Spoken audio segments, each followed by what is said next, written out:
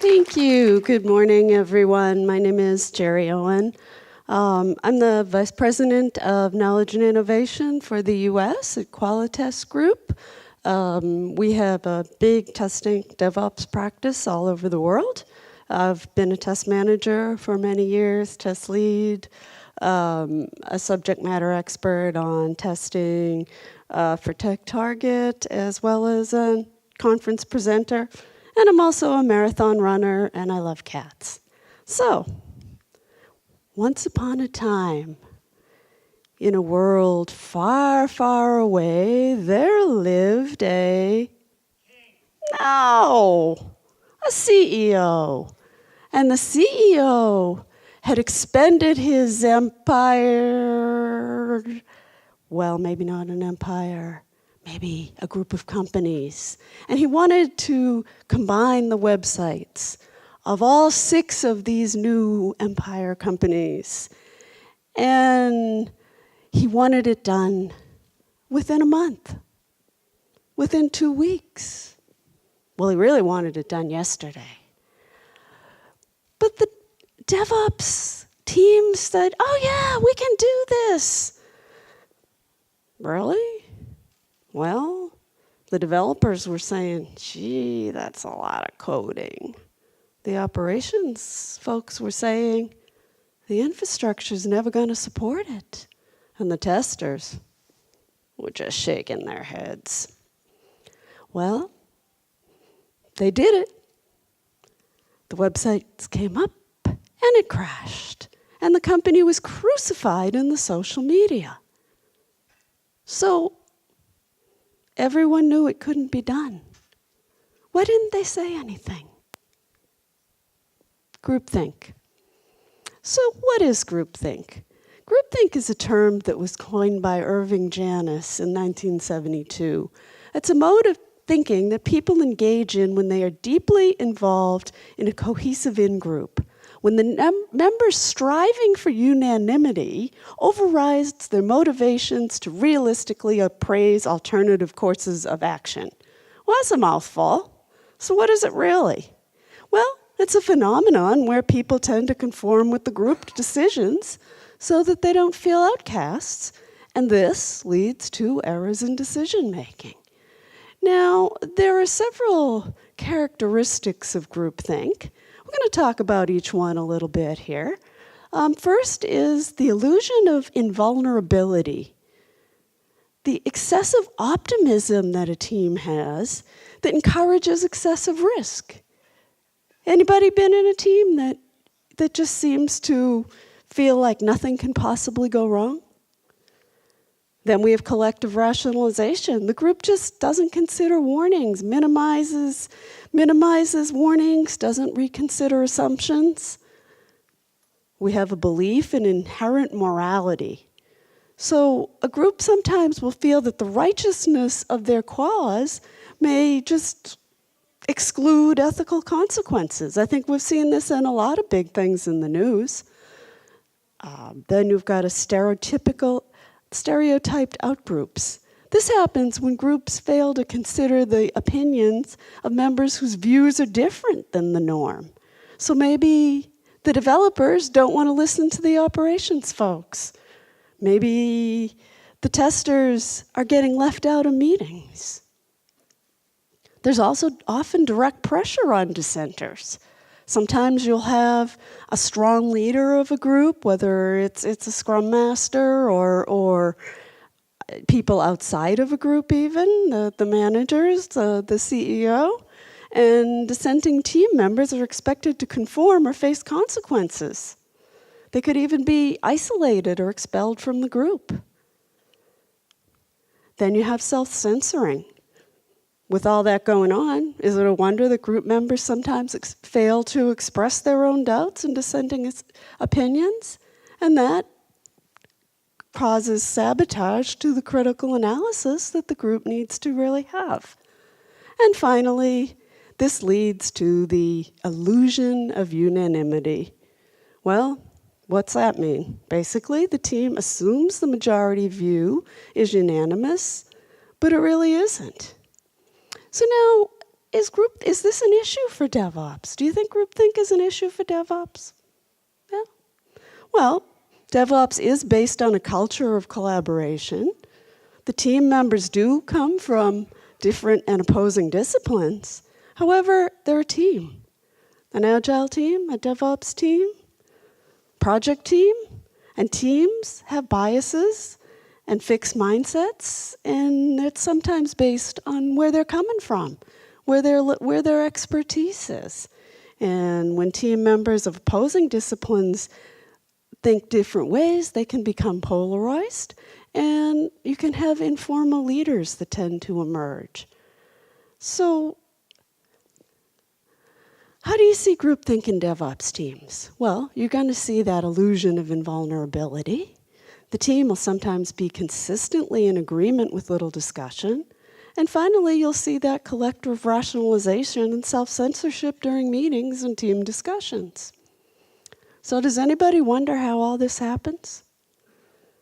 Well, in groupthink, we have informational signals where group members withhold other opinions after the first person, often the first person to speak in a group tends to be the strongest personality, whether they are actually the leader of the group or not.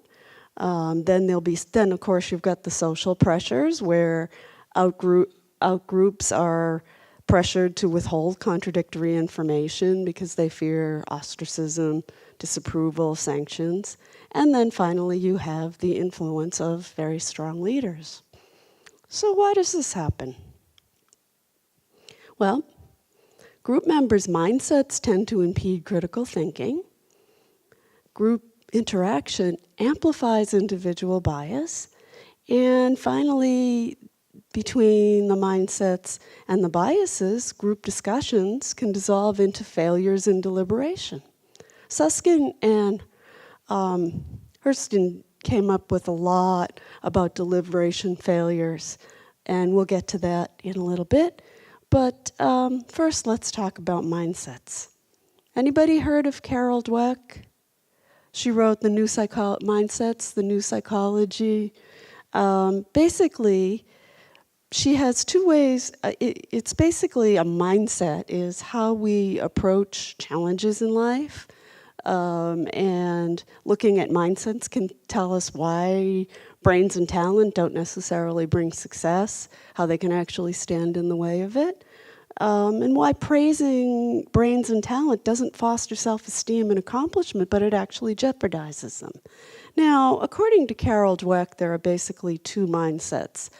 It's broadly characterized. I mean, we all have a little bit of each. But there's the fixed mindset, saying that intelligence and talent are fixed at birth, and the growth mindset, where people, what you have is a starting point, and intelligence can go up or down depending on what you do. So, characteristics of a fixed mindset person. Well, this person will feel that they're either smart or dumb. Now, because they want to protect their feelings of intelligence, they'll continually try to prove themselves.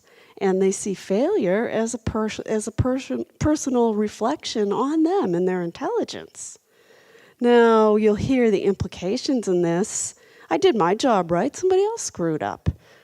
Well, maybe, the operations people might say, well, these builds are negatively impacting our network resources. Then the developer shoots back, well, the network ought to be able to handle these builds. So these people are protecting themselves as opposed to working together. Now, the characteristics of a growth mindset, basically, we can work to improve our intelligence and abilities. We feel like the people with growth mindsets feel like what we have right now is a starting point and accept failure as a learning process. The implications, again, I always have more to learn. We can work together to make our code changes without impacting reliability and stability. And I think you can see now how this theory impacts groupthink. Anybody? Well, fixed mindsets, if you have a lot of fixed mindsets in the room, that's going to lead to groupthink. So let's talk a little bit. And of course, the team members, it's easier if the team members have more growth mindsets. They're more likely to respect each other and challenge each other's opinion as well. You know, someone with a fixed mindset may tend to withhold their own opinion because they don't want to look dumb. So now let's talk a little bit about biases. Kaheman and Tversky identified over 100 biases, but group interactions amplify individual biases. And there are a couple of biases that tend to be particularly important in group dynamics and affect groupthink. You've got the representative bias, where people tend to make judgments and decisions based on similar situations. How many of you heard, well, this is the way we've always done it. The last time this happened, we did this. You'll hear a lot. That's representativeness talking there. And another big one that impacts groupthink is the confirmation bias. And this is where people tend to put more weight, to weigh more heavily evidence that supports what they already believe. So if we believe that this is never going to work, well, we'll find reasons to not say yes, but. We'll find reasons to say no. Now, when we look at mindsets and group interactions that amplify biases together, they can lead to failures in deliberation. And there are two types of failures in deliberation. There's the cascade effect and polarization. But I also like this picture here because we've got our strong leader, the lion, and we have our outcast there in the back, the tiger, and the bear who is self-censoring. So with the cascade effect, the best way I find to explain this one, you know, group members tend to agree with the initial speakers without really critically assessing their own and other people's ideas. But if you ever in planning poker, if you don't use the software for it, I vote 5. Next person, what do they say? 5. Next person, 5. Whereas, and I found this with the team, at first everybody was just shouting out what they voted, and then when you'd very seldom get much difference. But then once they started using the software and voting without voting independently, then you'd see a lot more difference. So, polarization. Polarization happens when group members may start out with a moderate view on a topic. You know, they may believe that we don't have to make a lot of changes, or they may believe that we do have to make a lot of changes. And then the more they talk, the more they get kind of set in their ways and dig in, and then you watch the group move to extremes. So by the time you get through with the group discussion, you have 2 opposing viewpoints rather than a group discussion that yields a decision. So that's how groupthink happens. Now, the real big topic is, how do we manage it? Just check on how we're doing on time here. Okay, so how we manage it, there are 3 ways, and they can all really work together. So individually, we need to manage our mindsets and our own biases. Within the team, as a group, we can work together, and externally from outside the team. So individually, listen to each other. Now listen 80% of the time, talk 20%. Listen to yourself. Be the anxious leader. The anxious leader is a person in the group that may not necessarily be the leader of the group, but the one that's gonna kind of maybe be the devil's advocate. Who's always gonna ask, well, what's bothering me about this decision? And if something really bothers you about the decision the group's making, voice it. say it, because if other people are involved in groupthink, they aren't necessarily going to say it. And finally, manage your own mindsets. Try to take a growth mindset. Don't be protecting your intelligence. Now, managing it internally as a team, well, it starts with having a diverse team. You want people that think differently, that aren't necessarily all the same. It helps to have a diverse team, people from different backgrounds. Want to establish a group growth mindset in which people want to work together and improve as a team. It also helps to withhold discussion until everybody's voiced their opinion. And appoint a devil's advocate to help the group critically examine all of their decisions. Now, there's also a way to manage groupthink from outside the team. And of course, we do have our self-organizing teams, but sometimes, you'll have personalities in there that just aren't working, and the team is really subject to groupthink. There is a theory by Gloria Eoyang of organizational behavior, and it's called CDE, Container, Difference, and Exchange. This was a theory that Gloria Eoyang did research on organizational behavior. And using this, managers can influence the team's self-organization. So containers, differences, and exchange are the factors that influence team. They influence how they self-organize, how they think, how they act as a group. And what the theory aims to do is to identify the containers, the differences, and the exchanges, and to modify those factors in order to create a different group dynamic. So let's look at each one. So the container is the bounds in which the system forms. So for a DevOps team, it could be our physical space, could be like our scope of responsibility, can also be the size of the team.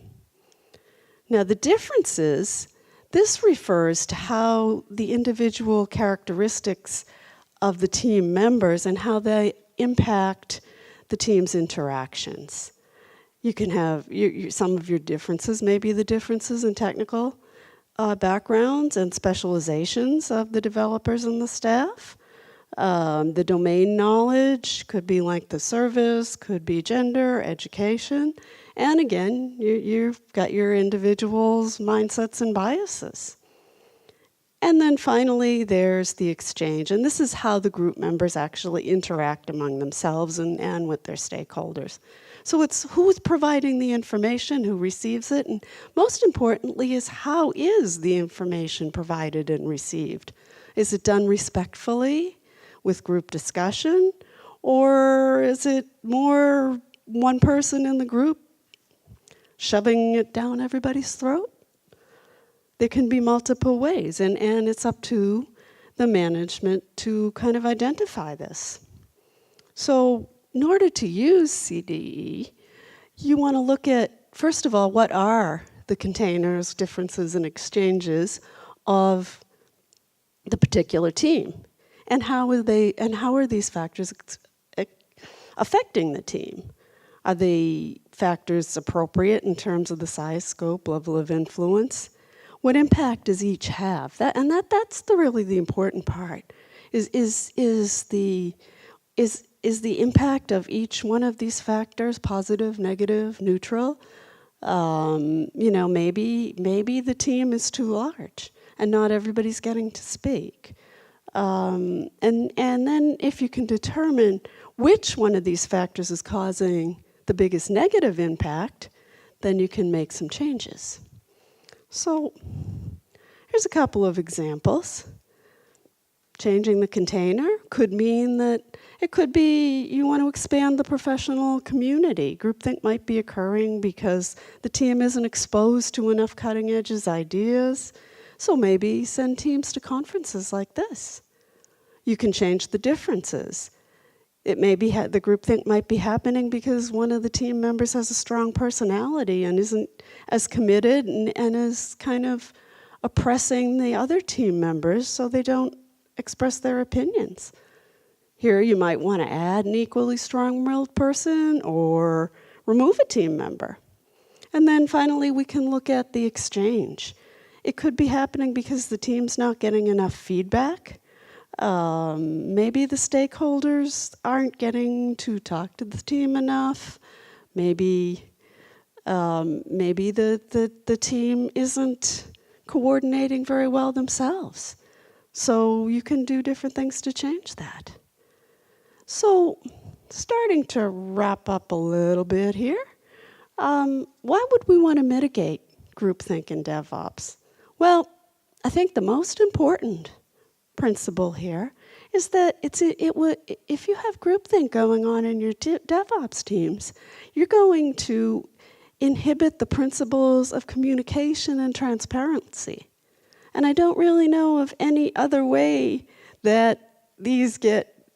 If you don't mitigate groupthink, it's gonna really impact the communication. It's going to impede DevOps transformations because it's at the heart and the core of the team. And then finally, it limits the innovative solutions that can come from that cross-functional nature of the DevOps teams. So, just a quick summary. Groupthink is a danger for any specialized and close-knit team. Now, when the DevOps teams engage in groupthink, your continuous integration can be compromised. Managers and leaders can counteract groupthink by using CDE to influence the team. And finally, in any group that you're in, collaborate as a group, but think as an individual. So I have a few references here. Dweck's mindset, the new psychology of success, facilitating organizational change. Of course, Irving Janus's Victims of Groupthink. And Sustain and Hasty's Getting Beyond Groupthink. This book just came out, but it really gives a lot of information about groupthink. So, actually, I think I managed to finish with a couple minutes for questions. Yeah, that's right. Great, thanks, Gerie.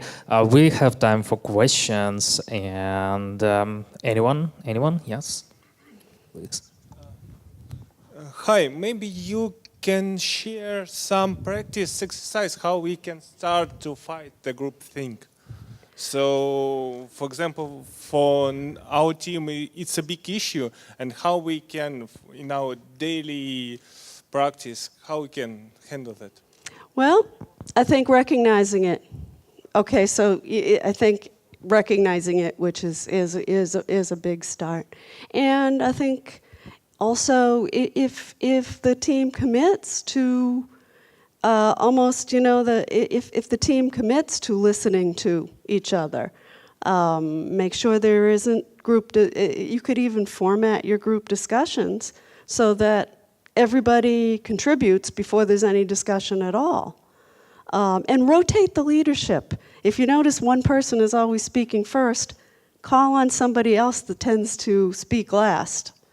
That I think is really a big way, because those are the people that don't tend to speak much in the meetings. Those are the ones that are probably feeling that they're being censored. So maybe start with them. Thank you. Any other questions?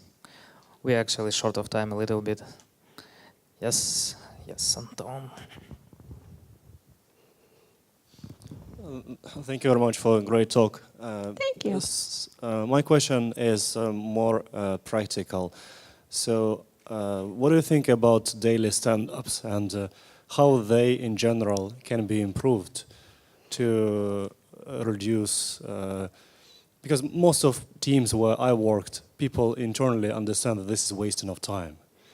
And one principle which I personally like to follow is to not start going like clockwise, but start from random person, pointing to random person, and try to make it as unpredictable as possible. I